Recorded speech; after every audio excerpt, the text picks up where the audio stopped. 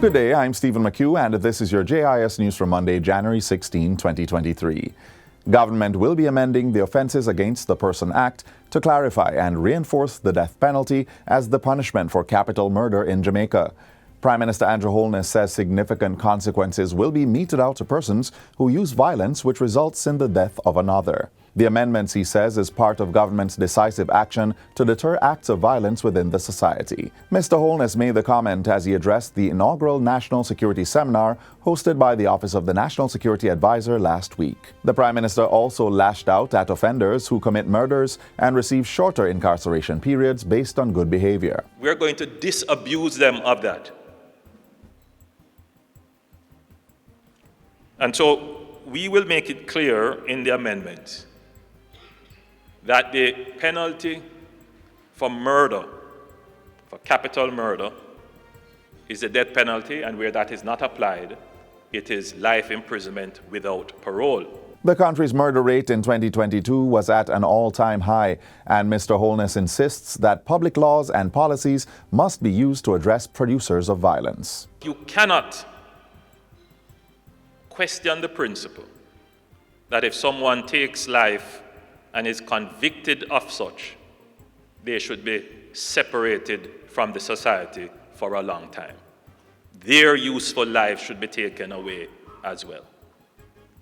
And so a long term of imprisonment, which takes away their useful life, is something that the government will contemplate seriously and bring amendments to the legislation to reflect.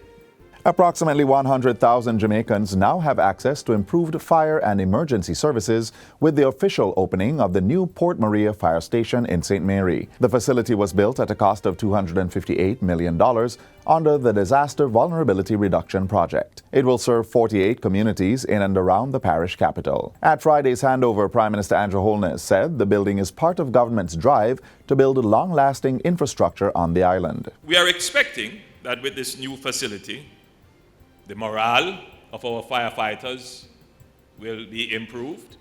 Their capabilities to respond will improve. The relationship between the firefighting services and the community will improve. And the entire township, parish capital, will feel a renewed sense that Jamaica is paying attention to their needs. The new fire station can accommodate up to 80 firefighters and boasts an administrative block, engine bays, male and female dormitories, a conference room, 2 fire trucks, and emergency management services. This is not just a brand new fire station that will serve the people of Port Maria and the surrounding communities.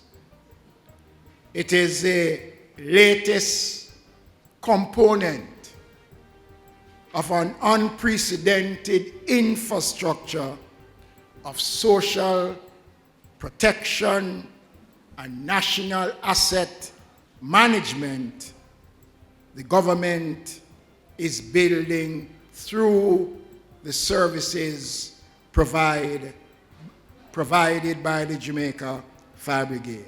Meanwhile, local government and rural development minister Desmond McKenzie says work valued at $70 million is underway at the Anotta Bay Fire Station in St. Mary. It is part of a comprehensive improvement program for the development of fire services across the island. Minister McKenzie says coming on stream this March will be the activation of the new and improved Black River Fire Station and the start of work on the Balaclava Fire Station, both in St. Elizabeth. The minister used the opportunity to implore Jamaicans to take greater responsibility in preventing fires and ensuring their personal safety. I want to make it clear that the increase in the effectiveness of the GFB and the expansion of its footprint across the country is not to be interpreted as a substitute for community responsibility and personal responsibility to be set aside.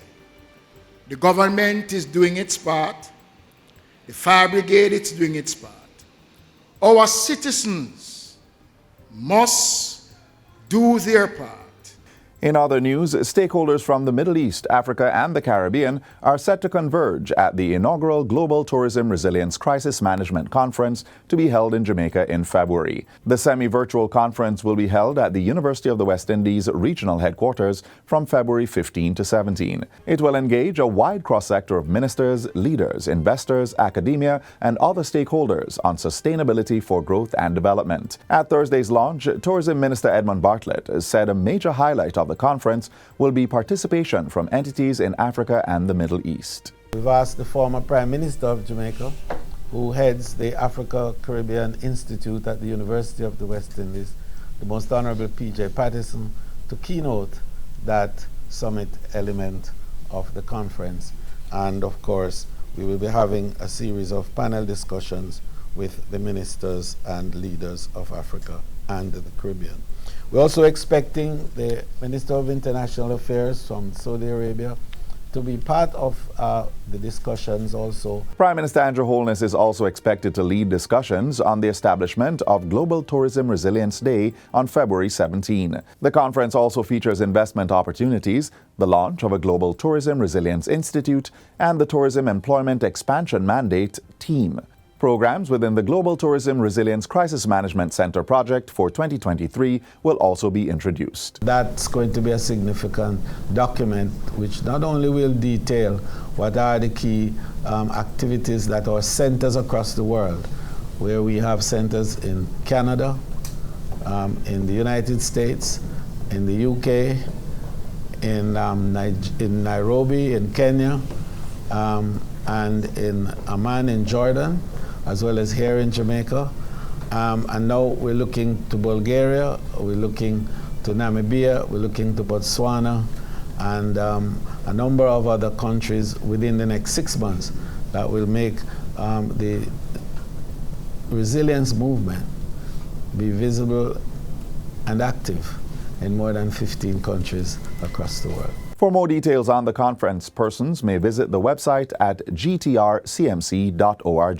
And finally, Jamaica has received a 12 million Canadian dollar boost from long-standing international partner Canada through the newly launched Social Justice So Just project. The 7-year initiative, which runs from 2021 to 2028, aims to facilitate a more rights-based and gender-sensitive justice system that yields equitable outcomes for all Jamaicans. So Just is intended to integrate the 4 pillars of social justice: equity, access, participation, and rights. At the launch on Thursday, Justice Minister Delroy Chuck welcomed the initiative and thanked the Canadian government and other international partners for their strong support. This program now, being launched, the Social Justice Program, is really one where we expect strong communication so that every single citizen is made aware you have help, you can get help.